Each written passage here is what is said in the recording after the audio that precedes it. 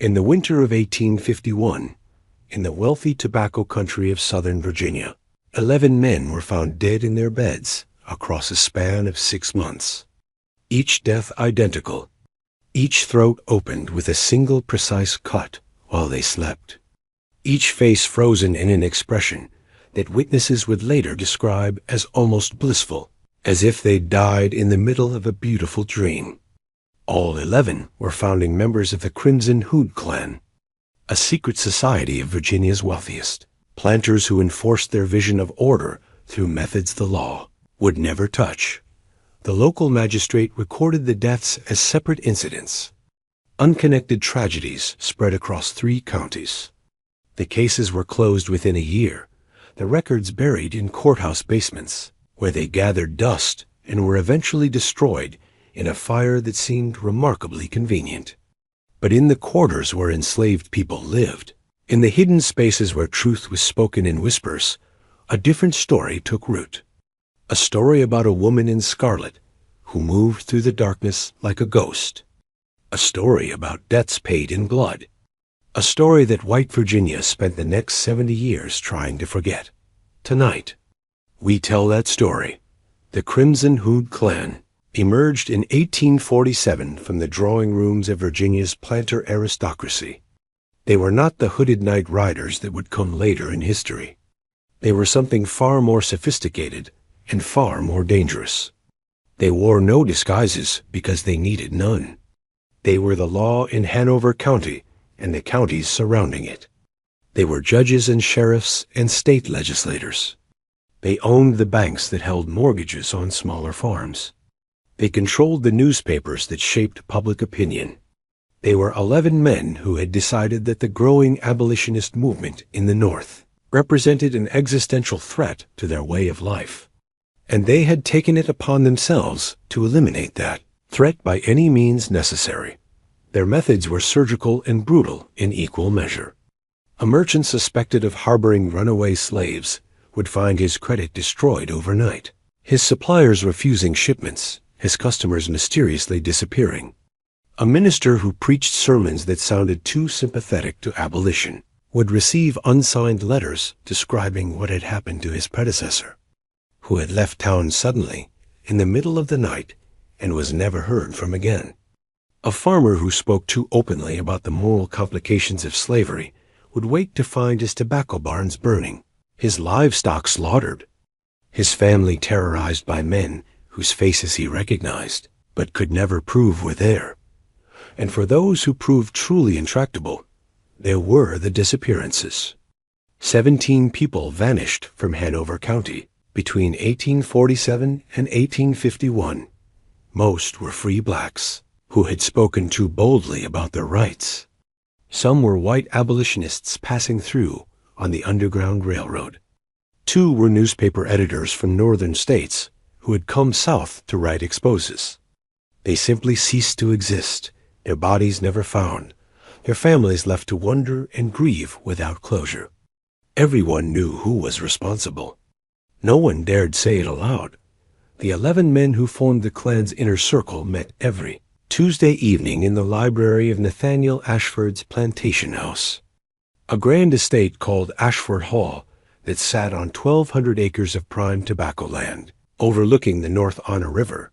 Ashford was their leader, a man of 60 with silver hair and the kind of distinguished bearing that made strangers instinctively trust him. He had served 2 terms in the Virginia House of Delegates. He had been offered a judgeship but had declined, preferring to exercise power without the constraints of official position. He was, by all accounts, a devoted husband, a loving father to his 4 children, a generous donor to the local Episcopal Church, and personally responsible for at least 9 murders. The other 10 were cut from similar cloth. Richard Pemberton owned 3 plantations and 400 enslaved people. James Whitfield ran the county's largest bank. Dr. Samuel Garrett served as the county physician and coroner, a position that gave him remarkable power to determine causes of death. Judge Harrison Blackwood presided over the circuit court. Sheriff Thomas Rutledge controlled law enforcement. The others, Men named Carlyle and Monroe and Hawthorne and Sutton and Webb. Each contributed their own particular resources and expertise to the clan's operations. They saw themselves as protectors of civilization. They genuinely believed that slavery was not just economically necessary, but divinely ordained. That the social hierarchy of Virginia represented the natural order of humanity. That any threat to this system was a threat to everything good and decent in the world. They could discuss the most brutal violence over glasses of excellent brandy, and then go home to read bedtime stories to their children without experiencing any cognitive dissonance whatsoever. They were, in their own minds, righteous men doing necessary work. Into this world stepped a woman who called herself Catherine Ashworth. She arrived in Hanover County on a gray November morning in 1850, riding in a hired carriage from Richmond, dressed in deep crimson silks that seemed almost scandalous in their richness. She was perhaps 30 years old, though something about her made age difficult to determine. Her skin was pale as porcelain, her hair black as midnight, her features striking rather than conventionally beautiful. She had about her an air of tragedy, of grief held carefully in check, that made men want to comfort her and women want to mother her. She took rooms at the Hanover Inn, the finest establishment in the county seat, paying for a month in advance with coins that she counted out slowly, each one clinking onto the desk with the weight of old money. Her accent marked her as educated, perhaps from one of the old families of the Tidewater region, though she never specified exactly where. She claimed to be the widow of a Charleston merchant who had died in a yellow fever outbreak the previous summer. She was, she said, looking for a place to settle, somewhere quiet where she might rebuild her life away from the painful memories of South Carolina. The story was plausible. Yellow fever had indeed ravaged Charleston in 1849. Wealthy widows did sometimes seek fresh starts in new locations. And there was something in Catherine Ashworth's bearing, a dignity and self-possession that suggested she was accustomed to respect. That discouraged invasive questions. She attended services at St. Paul's Episcopal Church that first Sunday, sitting in the back pew reserved for visitors, her head bowed in prayer, a black lace veil obscuring her face. She took meals in the inn's dining room, always alone, reading from a small leather-bound book that might have been a Bible or might have been poetry. She walked through town in the afternoons when weather permitted, a striking figure in her crimson dress, acknowledging greetings politely, but initiating no conversations. Within a week, she had attracted the attention of every prominent man in the county. It began, as these things often do, with small acts of chivalry. Richard Pemberton encountered her outside the general store, struggling with a package that had been poorly wrapped. He offered his assistance, introduced himself, learned that she was new to the area and unfamiliar with local merchants. He recommended shops, offered introductions to respectable families, mentioned that his wife would be delighted to call on her if she wished for female companionship. Catherine accepted his help with a smile that conveyed both gratitude and a subtle awareness that they were playing a game whose rules they both understood. She mentioned her late husband, her loneliness, her uncertainty about where she might settle. Pemberton found himself thinking about her for the rest of the day, about the way candlelight had caught her pale throat, about the faint scent of roses that clung to her clothes, about how her eyes had held his just a moment longer than strict propriety demanded. He began finding reasons to visit town on days when he knew she would be there. He offered to show her properties that might suit a woman of her means. She accepted with appropriate modesty, always ensuring that their excursions were properly chaperoned by the presence of his driver or her maid, always concluding before sunset. They rode out to several estates over the following weeks, discussing land and crops and the character of the county, with the easy conversation of two people discovering unexpected compatibility, But Pemberton was not the only one drawn to the mysterious widow in crimson. Dr. Garrett, ever solicitous of newcomers' health, called at the inn to welcome her to the county and offer his professional services should she need them. Judge Blackwood encountered her in the church cemetery one afternoon and spent an hour discussing the fine families buried there, the history of the county, the opportunities available to someone of refinement and means. Sheriff Rutledge made it his business to ensure that she felt safe in her new home, stopping by the inn regularly to check on her welfare. One by one, the members of the Crimson Hood clan made Catherine Ashworth's acquaintance, and one by one, they found themselves fascinated by her in ways they couldn't quite articulate. It wasn't simply her beauty, though she was undeniably attractive. It wasn't her wealth, though she clearly had independent means. It was something else, something magnetic. When she spoke to you, you felt seen in a way that was both thrilling and slightly unsettling. When she touched your arm in passing, you felt the contact like electricity. When she looked at you with those dark eyes, you felt like she understood not just what you said, but what you meant. Not just who you pretended to be, but who you really were beneath all the respectable facades. The Tuesday evening meetings at Ashford Hall began to feature discussions of the widow Ashworth. Pemberton mentioned his afternoon rides with her. Garrett spoke of her delicate constitution, her need for regular consultation. Judge Blackwood described her interest in local history. The others contributed their own observations, creating between them a composite portrait of a woman who seemed to be exactly what each of them needed, reflecting back whatever they most desired to see. Nathaniel Ashford, who prided himself on being more perceptive than his colleagues, noticed the pattern and smiled privately. He had not yet made Catherine's formal acquaintance, having been away in Richmond on legislative business during her first weeks in the county. But he recognized in his fellow clan members descriptions all the signs of men who had been deftly manipulated by a woman who understood power and how to wield it. He decided to meet her himself, curious to see if she was as exceptional as they claimed or merely skilled at flattering the egos of provincial gentlemen. He called at the inn on a Wednesday afternoon in early December, sending up his card and requesting the honor of an introduction.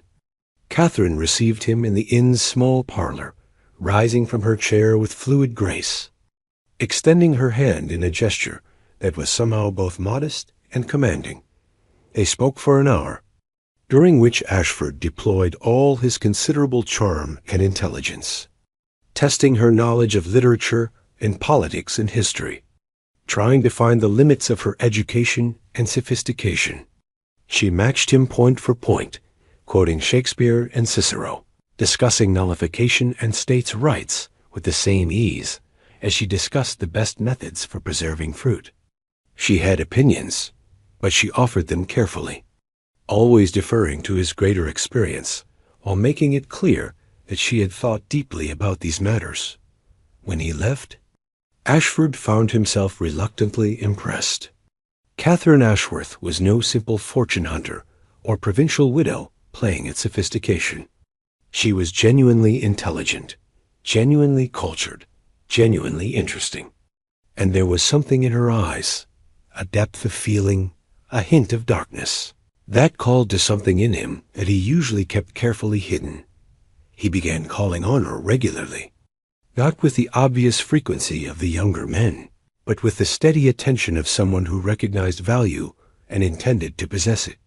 He invited her to dinner at Ashford Hall, where his wife served as hostess, ensuring perfect propriety while making it clear through subtle signals that he found Catherine fascinating. He recommended books from his library and had them delivered to her rooms. He discussed investments and property management, treating her as an intellectual equal rather than a fragile woman who needed male guidance. And Catherine, for her part, accepted his attentions with the same gracious reserve she showed everyone, never encouraging, never discouraging, always maintaining exactly the right balance between warmth and distance. She became a fixture in Hanover County society, attending church suppers and Christmas gatherings. Always beautifully dressed, always perfectly mannered, always somehow apart, even when surrounded by people. No one noticed that she never mentioned specific details about her late husband. No one questioned why she had chosen Hanover County, of all places, for her fresh start. No one wondered why a grieving widow seemed so composed, never weeping, never speaking of her loss, except in the vaguest terms. And no one knew that late at night, after the inn grew quiet, Catherine Ashworth sat at the small desk in her rooms and added notes to a journal bound in red leather.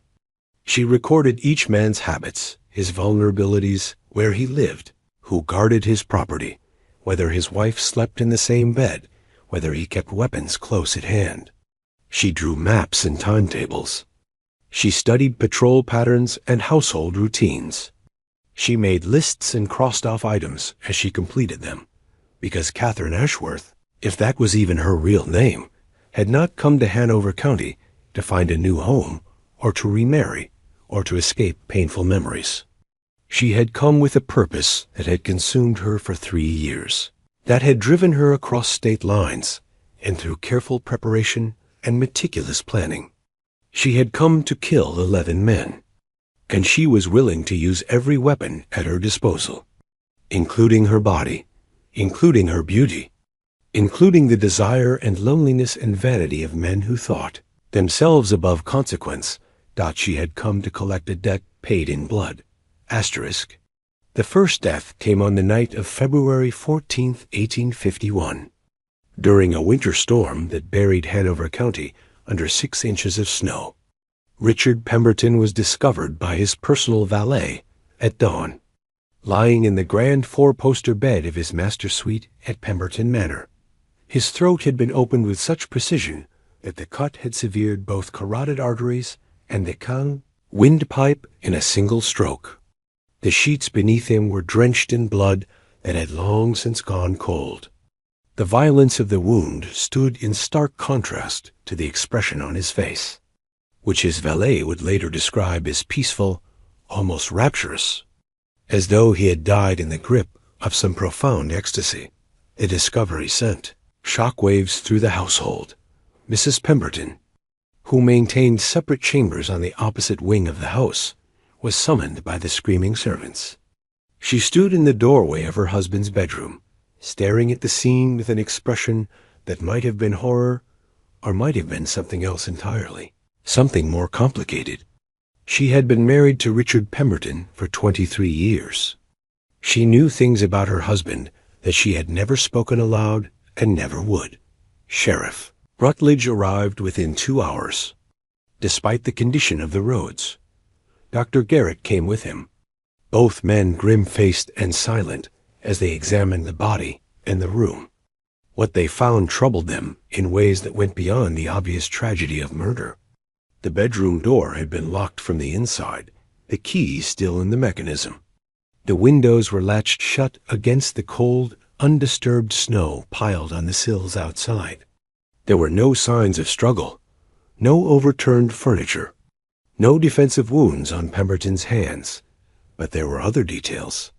Details that the 2 men noted carefully and then, by unspoken agreement, chose not to include in their official reports. 2 crystal glasses sat on the bedside table, both empty, both bearing traces of expensive French wine and something else, something bitter that Garrett couldn't immediately identify.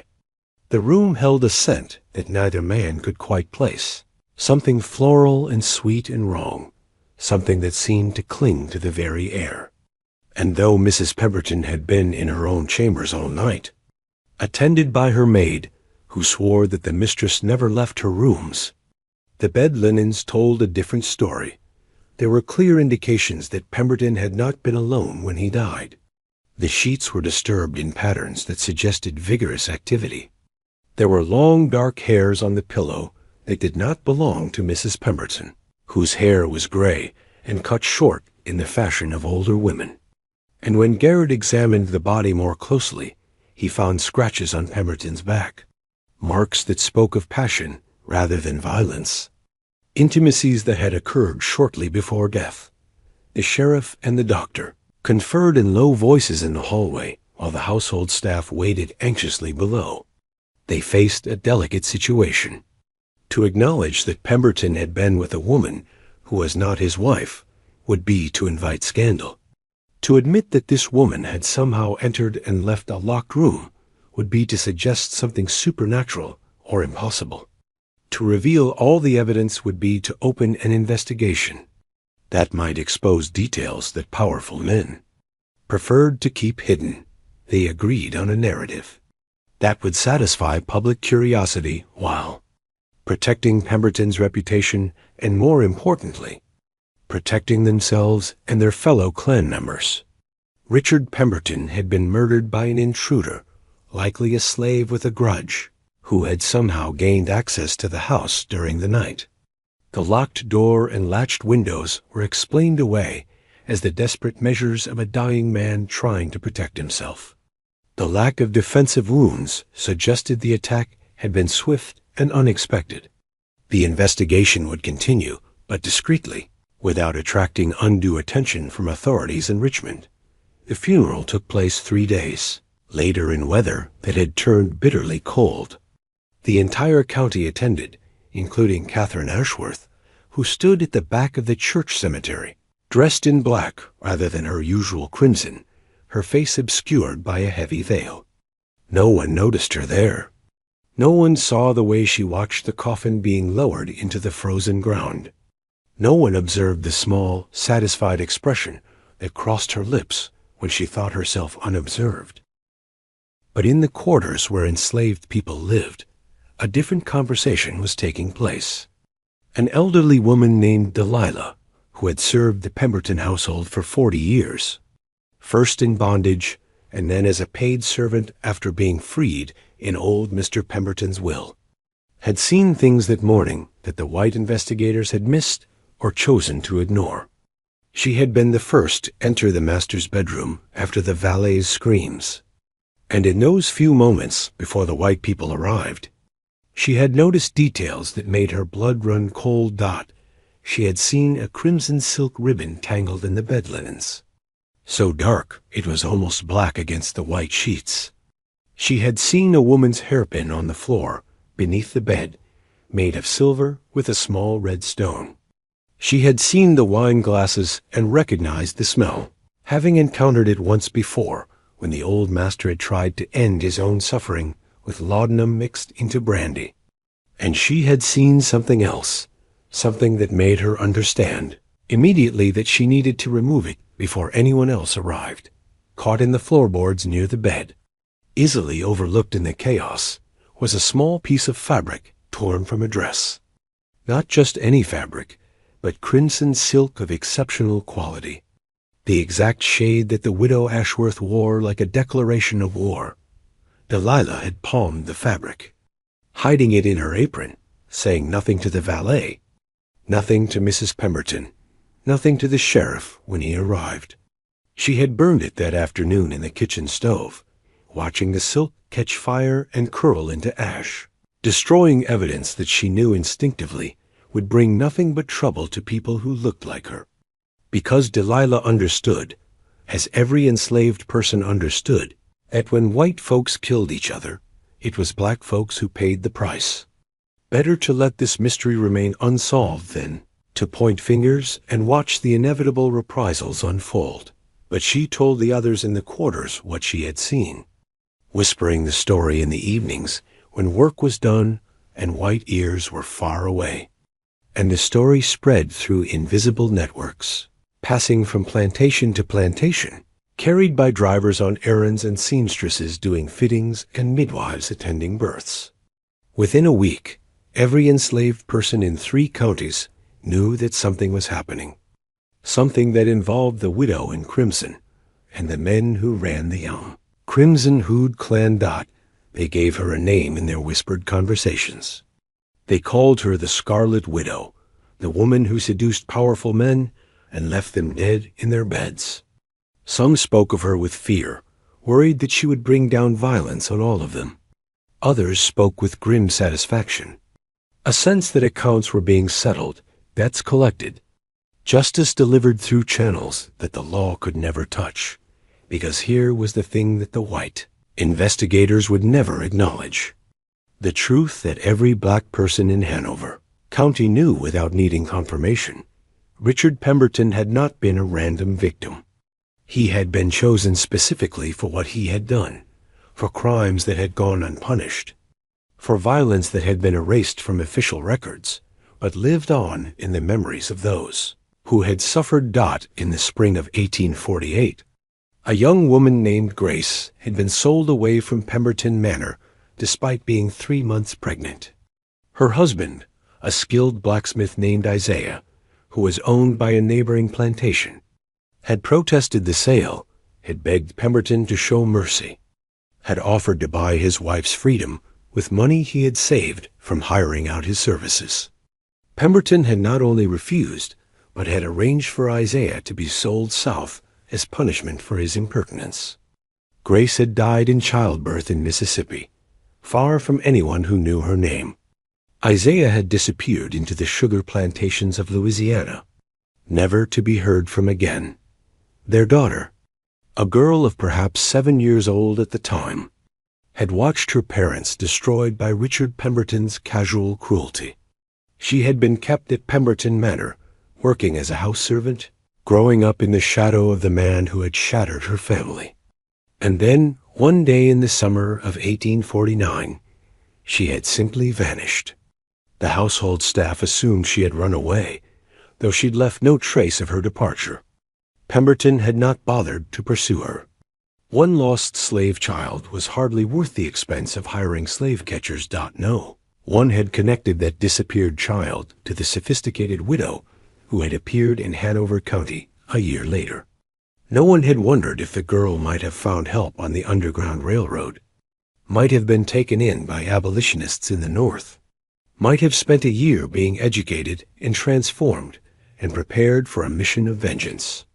No one had considered that she might come back, changed beyond recognition, armed with money and knowledge and an unshakable determination to make Richard Pemberton pay for what he had done.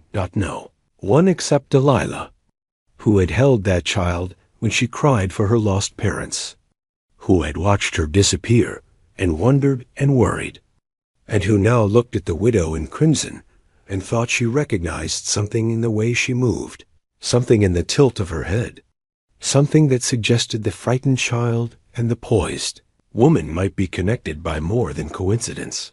But Delilah said nothing. If the Scarlet widow wanted revenge, Delilah would not stand in her way. If powerful white men were finally being held accountable for their cruelties, then let that accounting continue. Justice had been denied for so long that, when it finally arrived, even dressed in silk and perfume and seduction, it was still justice. The Crimson Hood clan held an emergency meeting 4 days after Pemberton's funeral. The 10 remaining members gathered at Ashford Hall, foregoing their usual Tuesday schedule in favor of immediate action. The room was thick with cigar smoke and fear as they discussed the murder and what it might mean. Some argued it was a slave uprising beginning, a coordinated attack on the planter class. Others suggested it was the work of Northern abolitionists sent south to assassinate Southern leaders. A few wondered if Pemberton had simply run afoul of a jealous husband or vengeful mistress, if this was personal rather than political. But Nathaniel Ashford, sitting in his customary chair at the head of the library table, listened to the speculation with growing unease. He had noticed something the others had not.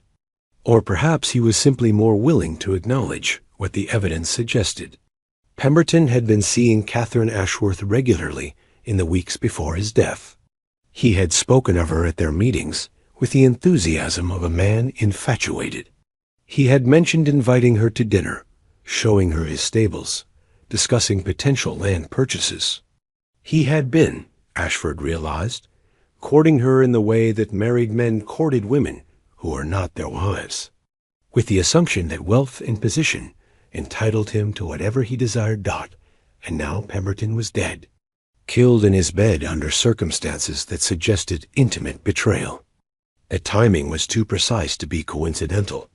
Ashford did not share these thoughts with the others. Not yet.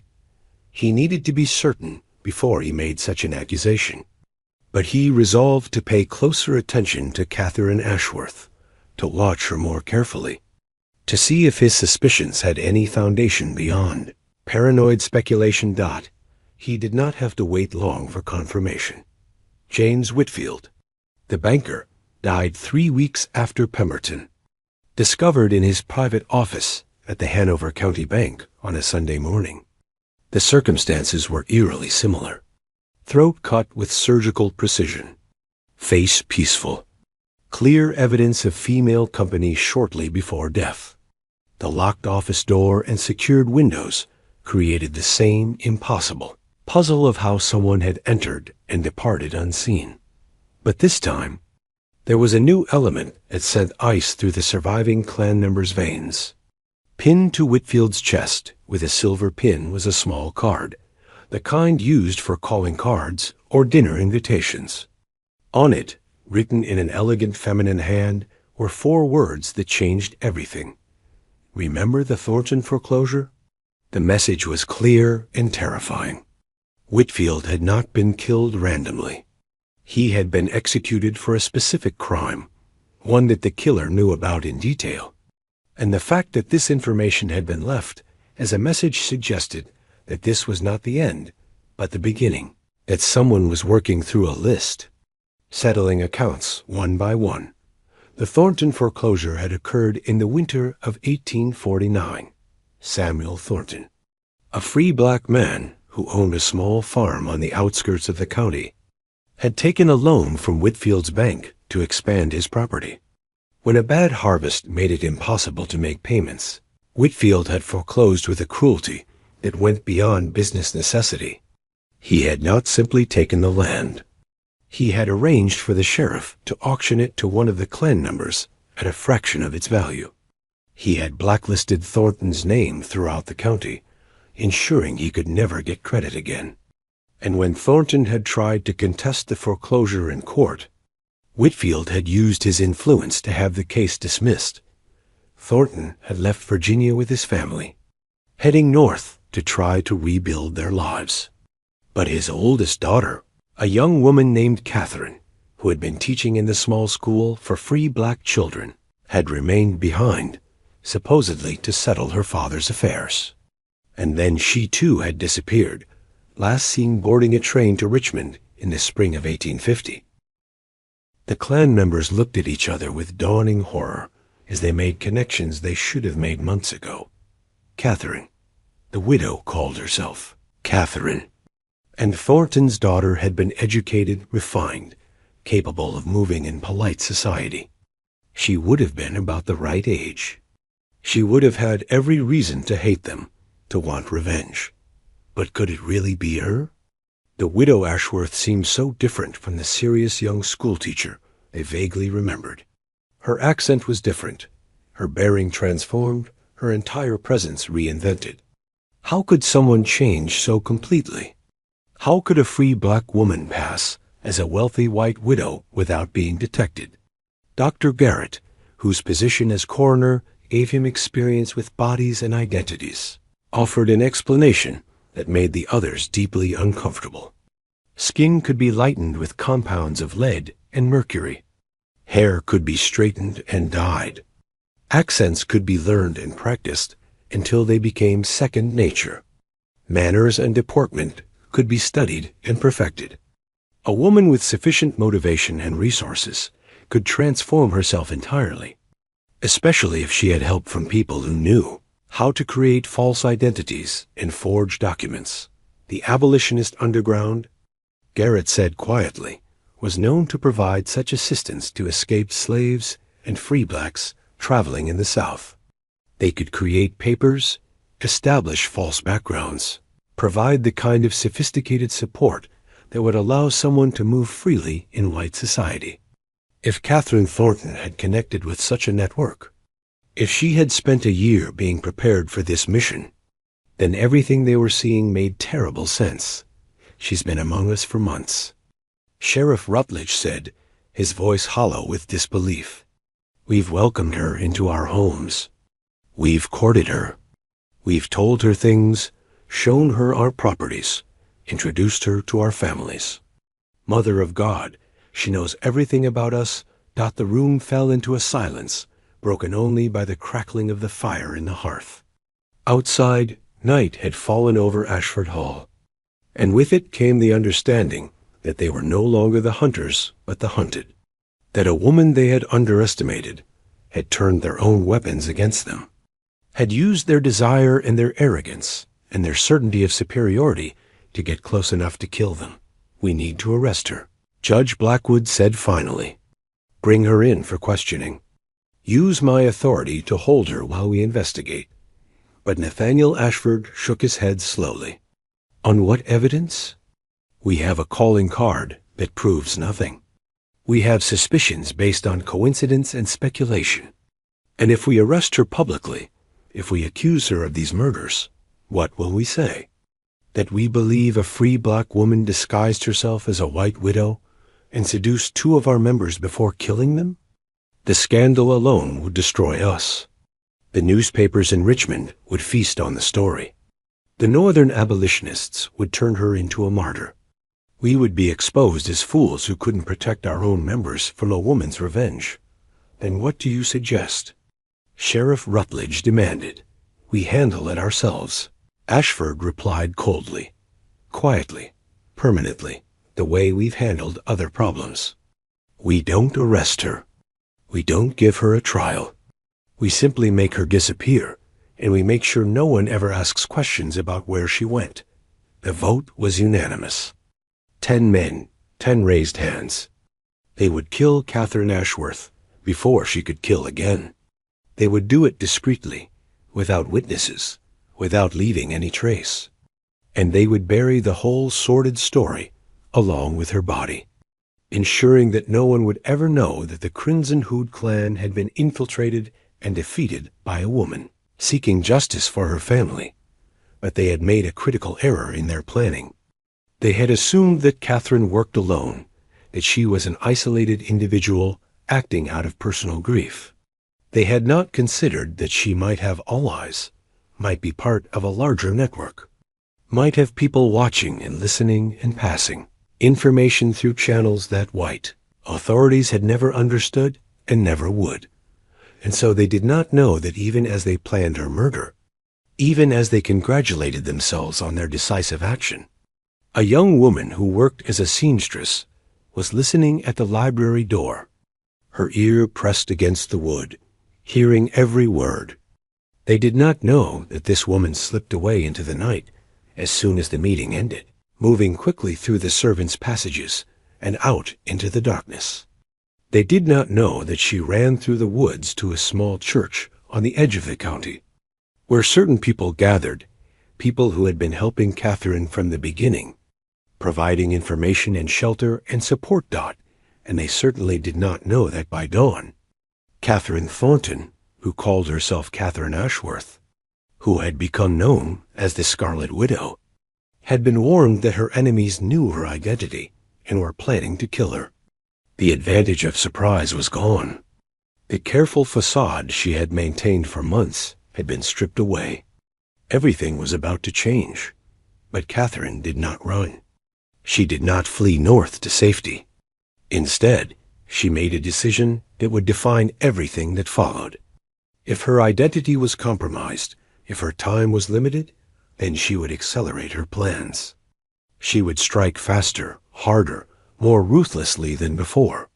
She would finish what she had started before they could stop her. She had come to kill 11 men. 2 were dead. 9 remained. And the Scarlet Widow was just getting started. Dr. Samuel Garrett died on March 9, 1851, and his death marked a turning point in the terror that had gripped Hanover County. Unlike the previous victims, Garrett was not killed in his bed or his office. He was murdered in broad daylight, in his own parlor, while his wife and daughters attended a church social barely a mile away. The boldness of the act sent a message that could not be misinterpreted. The Scarlet Widow was no longer hiding. She was declaring war, The doctor's body was discovered by his housekeeper when she returned from market that afternoon. He sat in his favorite chair by the window, a medical journal open on his lap, as if he had been reading peacefully when death came for him. His throat had been opened with the same precise cut that had characterized all the previous murders. But this time, there was something different about the scene, something that made even the hardest men who examined it feel a chill run down their spines. The room was immaculate. No signs of struggle. No overturned furniture. No indication that Garrett had even attempted to defend himself.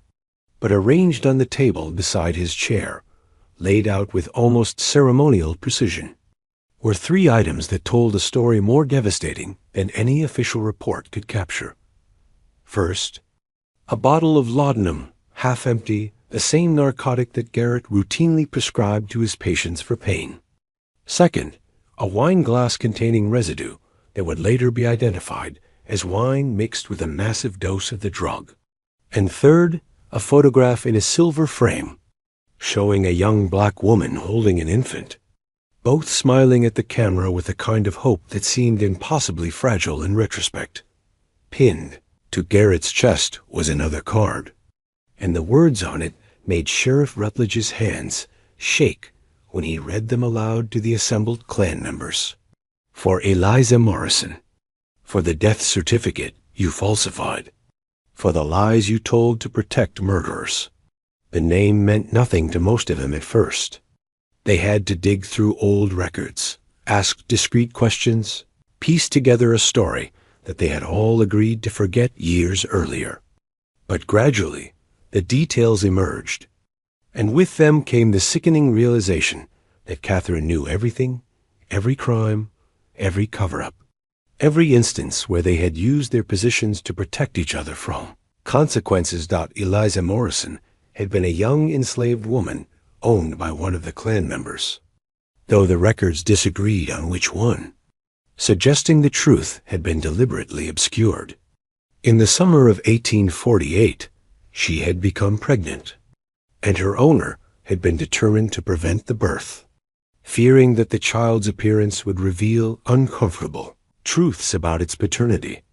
Dr. Garrett had been called to attend to the situation. What happened in that room was known only to those involved, but the result was clear. Eliza had died from complications, and Garrett had certified the cause of death as fever, a lie that spared the owner from any legal consequences. But Eliza had not been alone in the world.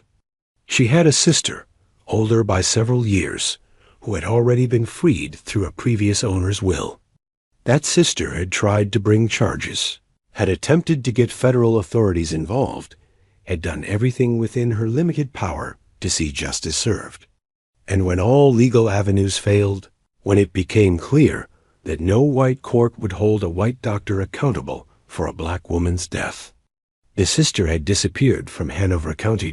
Her name, the record showed, had been Catherine Morrison. She had been a teacher. She had been educated. She had been known for her intelligence and dignity. And she had sworn, before witnesses, that she would see every man responsible for her sister's death brought to justice, no matter how long it took. No matter what she had to do. The photograph on the table beside Garrett's body was of Eliza Morrison and her infant, taken just weeks before they both died. Catherine had kept it with her for 3 years, a reminder of what had been stolen, of why she could not rest, of why mercy was not an option. The Klan met again that night, but this time there were only 8 of them.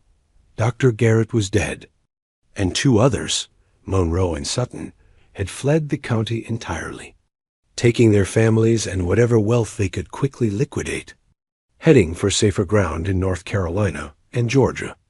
They had not formally resigned from the Klan, had not explained their departure, but everyone understood. They had chosen survival over solidarity, and no one blamed them. The terror was becoming unbearable. Nathaniel Ashford looked around the table at the remaining members. Judge Blackwood, whose hands trembled as he poured whiskey into his glass. Sheriff Rutledge, who now traveled with 6 armed guards and still looked over his shoulder constantly. Carlyle and Hawthorne and Webb, all men who had once exuded confidence and power, now diminished by fear into shadows of themselves. And Whitfield's younger brother Thomas, who had assumed his dead sibling's position in the clan and was beginning to regret that decision. "We have lost control of this situation," Ashford said quietly. "We thought we were dealing with an isolated woman acting out of grief. We were wrong. She has resources. She has intelligence. She has help from people we cannot identify. And most dangerous of all, she knows our secrets. Every crime we have ever committed, every corner we have cut, every cover-up we have arranged. She knows it all, and she is using that knowledge as a weapon. Then we go to the authorities in Richmond." Judge Blackwood said desperately, "We request federal intervention. We admit that we are being targeted and ask for protection. And tell them what?" Ashford shot back. "That we are being killed by a woman whose family we destroyed? That our crimes are being repaid one by one? That we have been infiltrated by someone we cannot find, cannot arrest, cannot stop? We would be admitting our own guilt. We would be inviting the very scrutiny we have spent years avoiding. No, we cannot go to Richmond. We can only do what we should have done from the beginning. We must find her and kill her before she kills all of us. But how do you kill a ghost?" Webb asked, his voice hollow. "She disappeared after Whitfield's death. No one has seen her since. The inn says she settled her account and left town, but there is no record of her boarding any train or hiring any carriage. It is as if she simply vanished into the air. How do we fight someone we cannot even locate?" The question hung in the room like smoke. They had assumed Catherine would continue using her cover as the wealthy widow, would maintain her presence in polite society while secretly planning murders. Instead, she had shed that identity like a snake shedding skin, disappearing into whatever network had been protecting her, becoming invisible to their surveillance. But Ashford had been thinking about this problem, had been considering the patterns in her attacks, looking for any advantage they might exploit.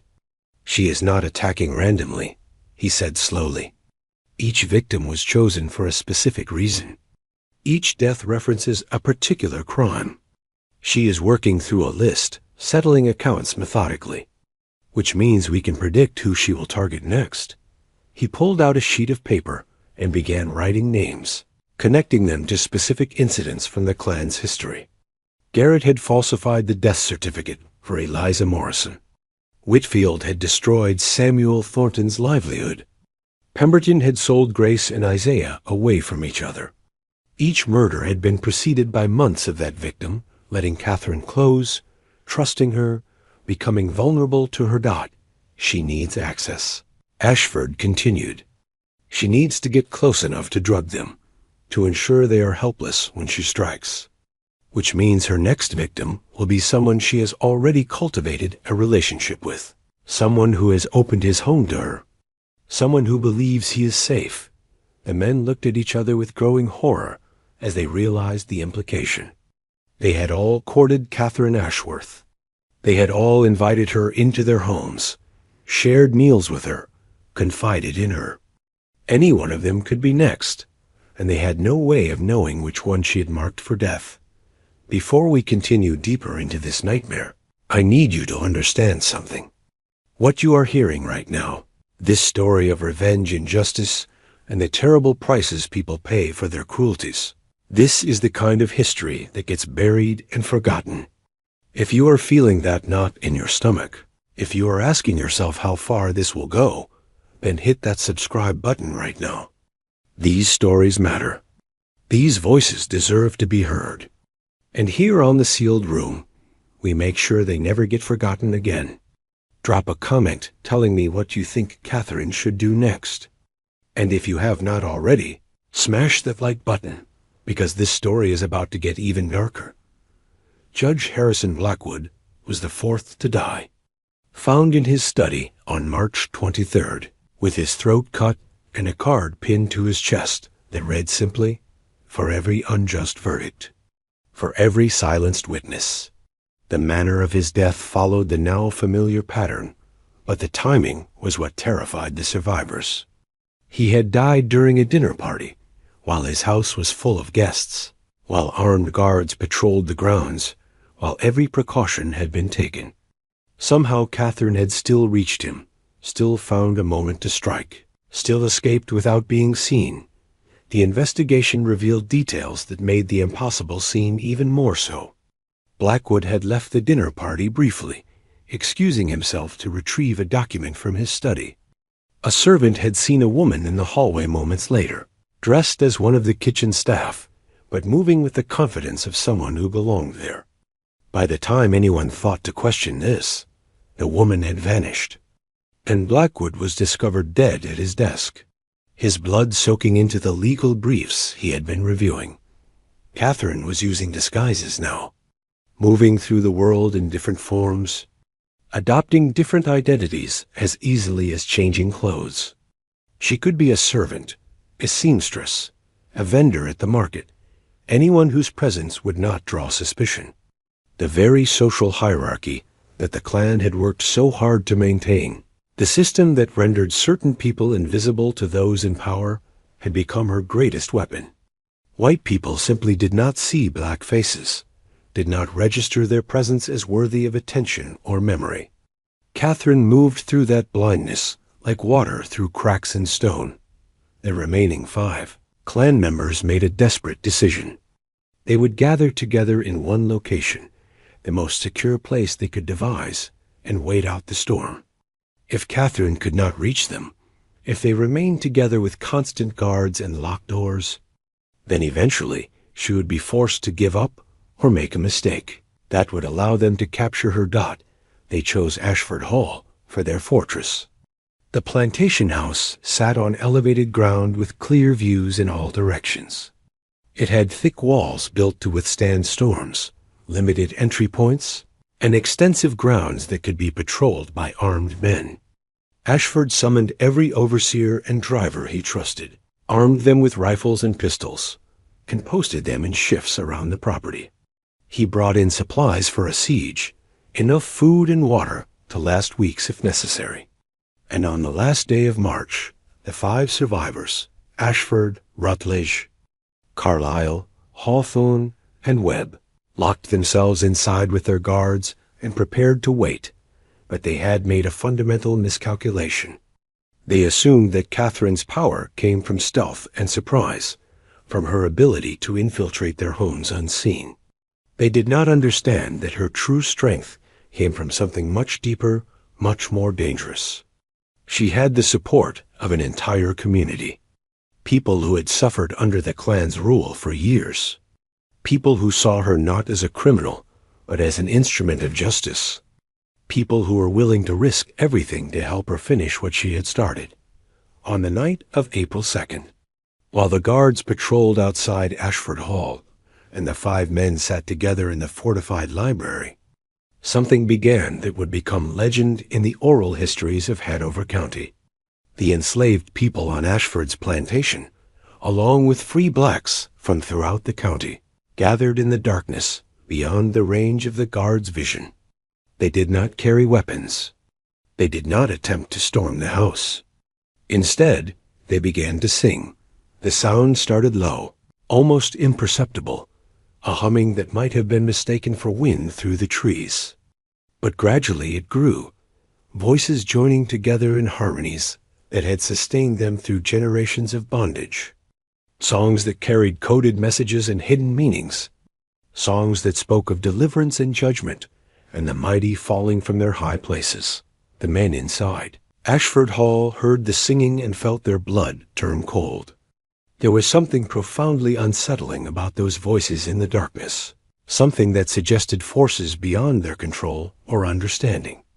The guards shifted nervously, gripping their weapons tighter, but unwilling to fire into the darkness at singers who had broken no law, committed no violence. And while the singing continued, while attention was focused on the mass of people surrounding the plantation, Catherine moved through the chaos with the efficiency of someone who had planned every detail. She had been inside Ashford Hall before, had dined there as an honored guest, had memorized the layout of the house and the routines of the staff. She knew about the servants' passages that connected the kitchens to the upper floors, the narrow staircases that allowed enslaved people to move through the house without disturbing their masters. She knew which doors were locked and which could be opened from the inside. She knew where the guards would be stationed and where the blind spots in their coverage existed. She entered through the root cellar, an entrance so humble that no guard had been posted there. Emerging into the kitchen, where two enslaved women were preparing coffee for the men in the library. The women saw her, recognized her, and without a word stepped aside, allowing her to pass. One of them handed her a tray with cups and a pot of coffee, transforming her instantly into just another servant. Bringing refreshments to the masters. Catherine moved through the house with the confident stride of someone who belonged there. She climbed the servants' stairs, balanced the tray carefully, approached the library door. The guard stationed there barely glanced at her, seeing only what he expected to see, a house servant doing her work. She knocked softly, heard Ashford's voice call enter, and pushed the door open. The 5 men looked up as she entered, their conversation dying as they registered her presence. For a moment, no one moved. Catherine set the tray on the table, met Ashford's eyes, and smiled. "Good evening, gentlemen," she said quietly. "I believe we have unfinished business." The room exploded into chaos. Rutledge lunged for his pistol, but Catherine was faster, producing a small derringer from the folds of her dress and firing a shot that caught him in the shoulder, spinning him around and sending him crashing into a bookshelf. The guard outside the door burst in, but Catherine had already moved, using the confusion to her advantage, darting behind Ashford's chair and pressing a knife to his throat. "Everyone freeze," she commanded, and such was the force of her presence, the absolute certainty in her voice, that they all obeyed. The guard stood in the doorway, his rifle half raised. Webb and Carlyle and Hawthorne pressed back against the walls. Rutledge groaned on the floor, clutching his bleeding shoulder. And Nathaniel Ashford sat very still, feeling the cold steel against his throat. Understanding that he was one quick movement away from death. Catherine looked around the room at the men who had destroyed her family, who had built their fortunes on cruelty and maintained their power through terror. She had dreamed of this moment for 3 years, had planned and prepared and sacrificed everything to reach this point. And now that it had arrived, now that she held their lives in her hands, she felt something unexpected. Not satisfaction, not joy, just a deep, bone-weary exhaustion, the weight of all she had done, and all she had lost pressing down on her until she could barely stand. "You want to know why?" she said, her voice steady despite the trembling in her hands. "You want to understand what drove me to this. So I will tell you. My name is Catherine Morrison Thornton. I am the daughter of Samuel Thornton, whose farm you stole. I am the sister of Eliza Morrison, who you murdered and then lied about to protect yourselves. I am the granddaughter of Grace, who you sold away from her husband out of spite. I am the great-granddaughter of slaves, who built your houses and worked your fields and made you wealthy while suffering under your whips. I am the inheritor of generations of pain that you inflicted without thought or remorse or consequence." She paused, letting the words sink in, seeing the recognition dawn in their eyes. "You thought you were untouchable. You thought your positions protected you. You thought you could hurt people like me, people you considered beneath you, and never face any reckoning. You were wrong." Ashford spoke carefully, feeling the knife press against his skin. "If you kill us, Catherine, you will hang. There is no escape from this room. There are guards throughout the house. The moment you harm any of us, you will be caught and executed. Is your revenge worth your life?" Catherine laughed, a bitter sound without humor. "My life was forfeit the moment I decided to come back here." I knew from the beginning that I would not survive this. But I also knew that some debts must be paid, some crimes must be answered, regardless of the cost. You took everything from me? You took my family, my future, any hope I had of living a normal life. So yes, my revenge is worth my life, because I have nothing left to lose and everything to gain by ensuring that you finally pay for what you have done. Outside. The singing had grown louder, more insistent. Voices raised in a song about the walls of Jericho falling, about oppressors being cast down, about justice finally arriving for the weary and the oppressed. The sound filled the house, seemed to make the very walls vibrate with its power. Listen to them, Catherine said. Those are the voices of the people you have terrorized for years. They are not here to attack you. They are here to bear witness, to ensure that what happens tonight is seen and remembered, to make certain that your deaths are not covered up or explained away or forgotten. You will die knowing that your crimes have been exposed, that your names will be remembered not as pillars of the community, but as monsters who finally met justice. She tightened her grip on the knife, prepared to finish what she had started, to complete the mission that had consumed her for so long. But before she could move, before she could make the cut that would end Nathaniel Ashford's life, something unexpected happened. The library door, which the guard had left half open when he rushed in, swung wider, and through it stepped a woman Catherine had not seen in 3 years, a woman she had thought lost forever, a woman whose appearance changed everything. Her mother stood in the doorway, older and fitter than Catherine remembered, bearing the marks of suffering and survival, but alive. Grace, who had supposedly died in Mississippi, who Catherine had mourned and avenged, stood living and breathing before her, and behind Grace came others. Isaiah, the blacksmith husband who had been sold to Louisiana. Samuel Thornton, Catherine's father, who had disappeared after the foreclosure. All of them alive. All of them freed by the Underground Railroad, spirited north and then carefully brought back south for this moment, this confrontation, this reckoning. Catherine, her mother said gently. Catherine, my child, it is enough. You have done enough. The knife trembled in Catherine's hand as her carefully constructed world shattered around her. Everything she had believed, everything that had driven her, suddenly collapsed under the weight of this impossible truth. They were alive. Her family was alive. And if they were alive, then what did that make her? What had she become?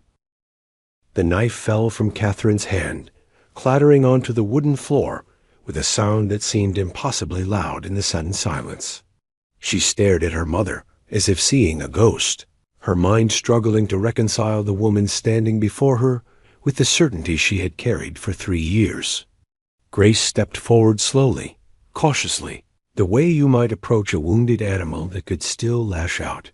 You died, Catherine whispered, her voice breaking. They told me you died in Mississippi. They said you died in childbirth, alone, far from anyone who loved you. I saw the records. I found the reports. They lied to you, Grace said softly. Or perhaps you found what you needed to find, what would give you permission to do what you felt you must do. I did not die, Catherine. I was sold to a plantation in Mississippi. That much is true. I gave birth there to a son who lived only 3 days before fever took him, but I survived. And with the help of people whose names I will never speak aloud, I was taken north. I was freed. I found your father, who had also been rescued from Louisiana.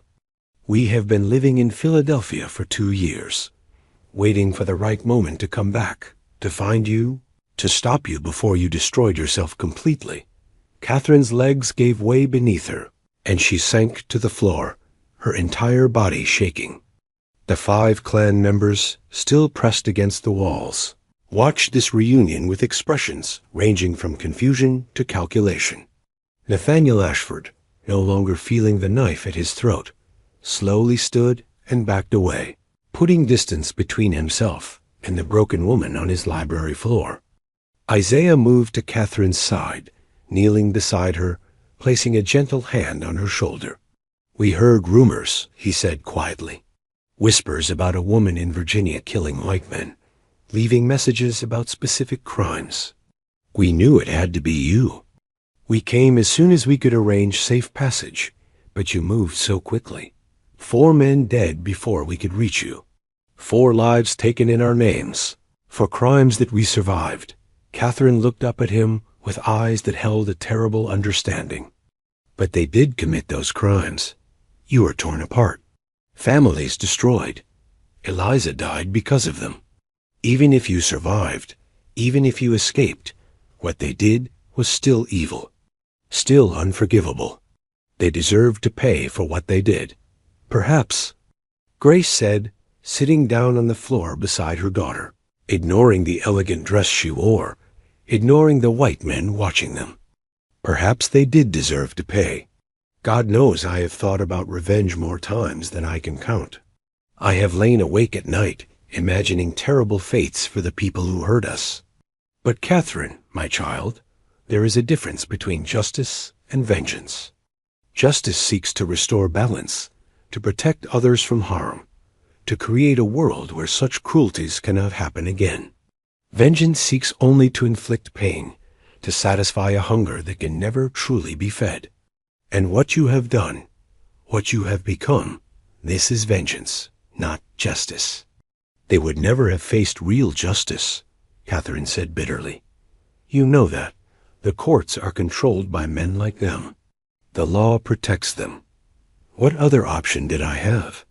Samuel Thornton, who had been standing silently in the doorway, finally spoke. "The question is not what option you had, daughter. The question is what you have lost in choosing this path. You were a teacher. You believed in education, in changing hearts and minds, in building a better future through patience and perseverance. Now you are a killer. You have taken lives. You have become the very thing you fought against, someone who believes that power and violence can solve the world's problems. That is the true tragedy here.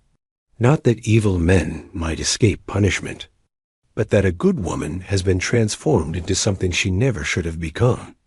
The words hit Catherine like physical blows.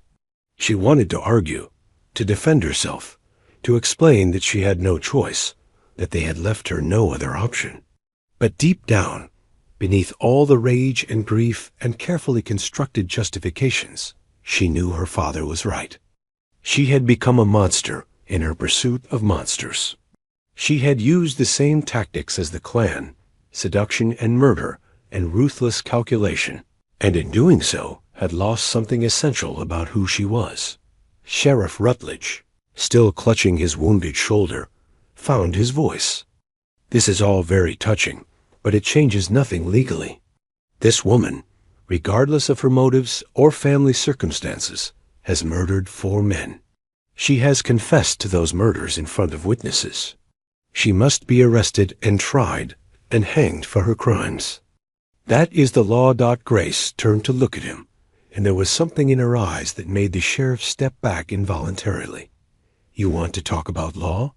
You want to discuss justice? Then let us discuss the crimes that these 5 men have committed, the people they have killed, the families they have destroyed, the laws they have broken with impunity because they controlled the very institutions meant to hold them accountable. Shall we have that trial, Sheriff? Shall we put everything on?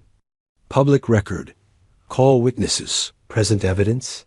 Because I promise you, we have documentation. We have testimony. We have proof of things that will shock the conscience of even the most sympathetic Virginia jury. It was a bluff, but a powerful one." The clan members looked at each other nervously, understanding the trap they were in. 2. Prosecute Catherine would be to invite scrutiny they could not afford, to open investigations that might expose them to federal intervention, to risk everything they had worked so hard to conceal. Nathaniel Ashford, ever the strategist, saw the situation clearly. "We appear to have reached an impasse," he said carefully. "Miss Thornton has committed crimes that demand punishment.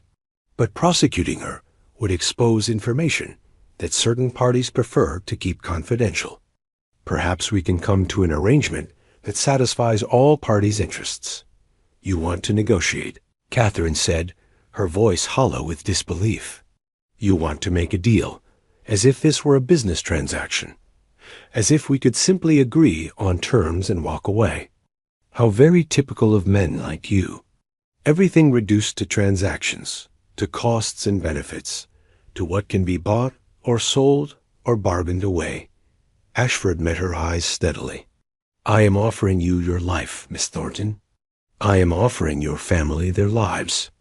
I am offering to let all of you walk out of here tonight and never face prosecution for what you have done. In exchange, you will leave Virginia and never return. You will cease your campaign of murder, and you will remain silent about the matters we have discussed tonight. That is my offer. I suggest you consider it carefully, because it is the only one you will receive. Catherine looked at her mother, her father, Isaiah, the people she had thought lost forever, the people she had killed to avenge. She saw the hope. In their eyes, the desperate desire for this nightmare to end, for them to be able to walk away and start building a life together far from this place of suffering. And she knew, with a certainty that felt like grief, that she could not refuse. Not for herself, because her own life meant nothing to her anymore, but for them. For the family she had been given back, impossibly, miraculously. I want it in writing, she said finally. A full confession from each of you, documenting every crime you have committed in detail, signed and witnessed and held by trustees who will ensure it becomes public if any of us are harmed or pursued. That is my price for leaving peacefully. The 5 men conferred in whispers, weighing their options, calculating risks. Finally, Ashford nodded. Agreed. Judge Blackwood kept meticulous records before his death. We have documentation that could be modified to serve your purposes. We will compile a full accounting, sign it in the presence of neutral witnesses, and deliver it to trustees of your choosing. In exchange, you and your family leave Virginia by dawn and never return. You cease all hostile actions against clan members, and you never speak of these matters to anyone, particularly not to federal authorities or northern newspapers. Catherine felt the weight of the decision pressing down on her. 4 men were dead by her hand. 4 more lived because of this devil's bargain. Was it enough? Could it ever be enough? She thought of Richard Pemberton gasping out his last breath, of James Whitfield's blood soaking into cotton bales, of Dr. Garrett's eyes going wide with understanding as the laudanum took hold, of Judge Blackwood dying while his dinner guests laughed in the next room. She had taken those lives, believing it was justice. Now she had to live with the knowledge that it was something else, something darker and more ambiguous. I accept, she said quietly, but know this. I am not the only one watching you. I am not the only one who knows what you have done. The community you have terrorized for so long, they are awake now. They see you clearly. And if you resume your campaign of terror, if you hurt people the way you have in the past, there will be others who come after me. Others who might not show the restraint I showed tonight. You are being given a second chance that you do not deserve. I suggest you use it wisely. The confession was prepared in the hours before dawn, written out in Ashford's careful hand, signed by all 5 surviving clan members, and witnessed by 3 freed men who had been brought into the house under flag of truce. It detailed murders and assaults, fraudulent foreclosures, and falsified documents, intimidation campaigns, and systematic oppression spanning more than 4 years. It was a damning record, one that could destroy all of them if it ever became public. The document was placed in a sealed envelope and given to a minister from Philadelphia, who had accompanied Catherine's family south, a man connected to the abolitionist movement who could be trusted to keep it safe and use it appropriately. The understanding was clear. As long as the clan members ceased their activities, As long as they caused no further harm, the confession would remain sealed. But any resumption of their old ways would trigger its release. Catherine Thornton walked out of Ashford Hall as the first light of dawn was breaking over the Virginia countryside. She was accompanied by her mother and father, by Isaiah, by the freed men and women who had supported her campaign, by the minister who would guide them north to safety. Behind her, the 5 surviving Klan members stood on the steps of the plantation house, watching her leave with expressions that mixed relief and rage, and the uncomfortable knowledge that they had been defeated by a woman they had underestimated. The singing began again as Catherine's group moved through the assembled community. Voices raised in songs of deliverance and freedom.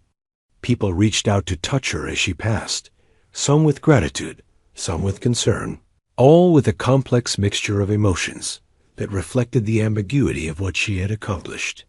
She was a killer and a liberator, a criminal and a hero, a woman who had sacrificed her soul in pursuit of a justice that might not have been justice at all.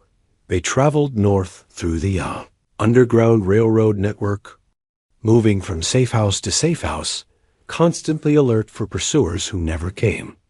The Klan, it seemed, had decided that letting Catherine escape was preferable to the alternative. They crossed into Pennsylvania 3 weeks after leaving Virginia. And there, finally, Catherine allowed herself to break down, to weep for the first time since this all began, to grieve not just for what she had lost, but for what she had become. Her family held her while she cried, offering no judgment, no recriminations, only the steady presence of people who loved her despite everything she had done. They settled eventually in Philadelphia, in a neighborhood of free blacks and abolitionist whites, in a community that asked few questions about the past and focused instead on building futures. Catherine never taught again. The part of her that had believed in education and moral progress had been burned away by rage and revenge. Instead, she worked in silence, her hands busy with menial tasks, her mind replaying the events of those terrible months over and over. Searching for a moment where she might have chosen differently, grace tried to reach her, to help her heal, but Catherine had traveled to a place beyond healing, a place where the dead she had created haunted her more surely than any ghost. She barely slept, and when she did, she dreamed of men dying with expressions of ecstasy and terror, of blood soaking into white sheets, of notes pinned to corpses describing crimes that could never truly be paid for. In Virginia, the Crimson Hood Klan slowly dissolved. Nathaniel Ashford died of a heart attack in 1853, some said brought on by the stress of those terrible months. Sheriff Rutledge lost his position in an election that saw unprecedented numbers of freed blacks voting, protected by federal monitors who had finally taken an interest in Hanover County. The others drifted away, selling their properties, leaving the state, disappearing into the vast anonymity of a changing America. The confession was never released publicly. The threat of it was enough to prevent any resumption of organized terror. The crimes detailed in that document remained sealed, known only to a handful of trustees who guarded it carefully, understanding that its power lay in its potential rather than its revelation. And in the quarters and kitchens and workshops of Hanover County, among the people who had suffered most under the Klan's rule, the story of the Scarlet Widow became legend. Details changed over time, became embellished or simplified, merged with other stories of resistance and revenge.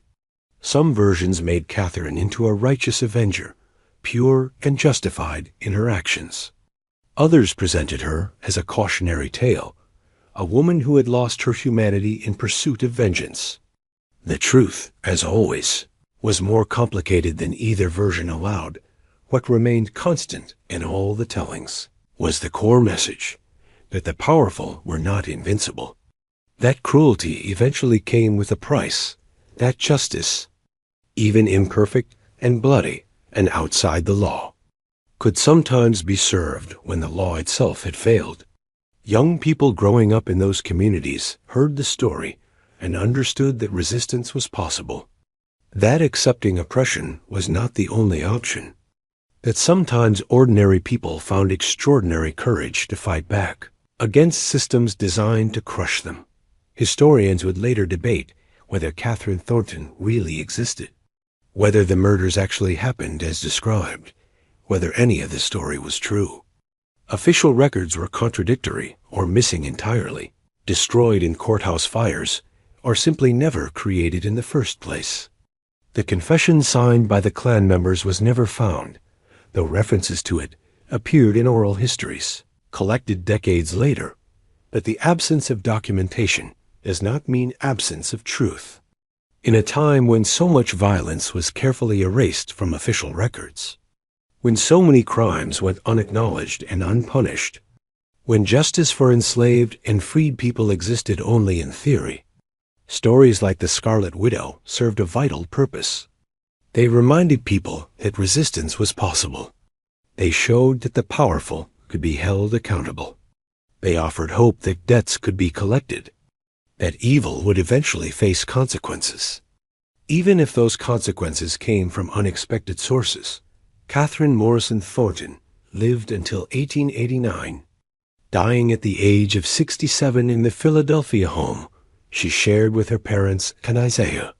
She never married, never had children of her own, never spoke publicly about the events of 1851. Her obituary in the local newspaper described her as a quiet woman who had devoted her life to helping runaway slaves find freedom and employment. A small note that captured nothing of the complexity of who she had been or what she had done. She was buried in an unmarked grave in Eden Cemetery, a resting place for Philadelphia's black community. No stone marked her passing. No memorial recorded her name. But on the night of her funeral, people gathered from throughout the city, freed slaves and abolitionists, conductors on the Underground Railroad, and activists in the growing movement for civil rights. They stood around her grave in the darkness and sang the same songs that had been sung outside Ashford Hall nearly 40 years earlier. Songs of deliverance and justice, and the mighty being brought low dot, and in Virginia. In the communities that remembered, people marked her passing by telling the story one more time. They spoke of a woman in scarlet who had moved through the darkness like judgment itself. They remembered the 11 men she had been sent to kill, and the 4 who had died before mercy, or pragmatism, or the impossible return of her family had stayed her hand. They debated whether she had been right or wrong, whether her actions represented justice or merely added more violence to an already violent world. The answer, like so much else in this story, depended on who you asked. To the families of the men she killed, she was a murderer who deserved hanging. To the families of those the Klan had destroyed, she was a righteous avenger who had done what the law refused to do. To her own family, she was a complicated woman who had sacrificed her soul for their sake, who had become something terrible in pursuit of something she believed was good. Perhaps the truth is that she was all of these things at once. A killer and a liberator, a criminal and a hero, a woman driven by love and grief to commit acts that could never be entirely justified or entirely condemned. She lived in the space between justice and vengeance, in the gray area where moral certainty dissolves into questions that have no easy answers in the end. The Scarlet Widow's legacy is not the 4 men she killed or the 7 she spared. It is not the confession she forced from the Klan or the terror she struck into the hearts of the powerful. Her legacy is the question she forces us to confront, the uncomfortable truth she makes us acknowledge. What do you do when the law fails? When the institutions meant to protect the vulnerable instead protect the powerful? When every legitimate avenue for justice is closed, every peaceful option exhausted? Do you accept injustice and hope for a better future? Or do you take matters into your own hands, knowing that in doing so, you might lose everything that makes you who you are? Catherine Thornton chose violence. She chose revenge. She chose to become a killer in pursuit of what she believed was justice. Whether that choice was right or wrong, justified or condemnable, heroic or monstrous, I cannot tell you. That is a judgment each person must make for themselves, based on their own understanding of morality, justice, and the terrible prices we sometimes pay for both. What I can tell you is this: her story matters. It matters because it is part of a larger history of resistance and survival, of people who fought back against systems designed to destroy them. It matters because it reminds us that the past was not simple, that good people sometimes did terrible things, and terrible people sometimes faced consequences. It matters because it asks questions about justice and power and moral complexity that we still struggle with today. 4 men died in 1851, their throats cut, their crimes finally answered. 7 others lived, chastened but unpunished, carrying the knowledge of their own guilt for the rest of their days. And 1 woman destroyed herself in the pursuit of something she called justice, sacrificing everything she was for a revenge that brought no peace, no closure. Only the hollow satisfaction of knowing that some debts had been paid. Was it worth it? I do not know. I suspect Catherine herself did not know, not even at the end. But I know the story deserves to be told. The voices deserve to be heard. The questions deserve to be asked. Because if we forget these stories, if we bury them the way they were meant to be buried, we lose something essential about understanding who we were and who we might become. The Scarlet widow moved through Virginia like a ghost in 1851, leaving death and terror and unanswered questions in her wake. And more than a century and a half later, her story still haunts us, still challenges us, still forces us to confront the uncomfortable spaces between right and wrong, justice and vengeance, survival and morality. So what do you think? Could Catherine's actions ever be justified? Or did she become the very evil she sought to destroy? Was there another way, a better path she could have chosen? And what would you have done in her place, faced with impossible choices and systematic injustice? Leave your thoughts in the comments below. These are questions worth wrestling with, conversations worth having. If this story moved you, if it made you think differently about justice and revenge and the complicated nature of resistance, then share this video with someone who appreciates complex history. Hit that like button to support content that digs into the buried stories, the uncomfortable truths, the voices that were silenced. Subscribe if you have not already, because these stories matter, and together we can make sure they are never forgotten again. Thank you for listening to this dark chapter of American history. I will see you in the next one.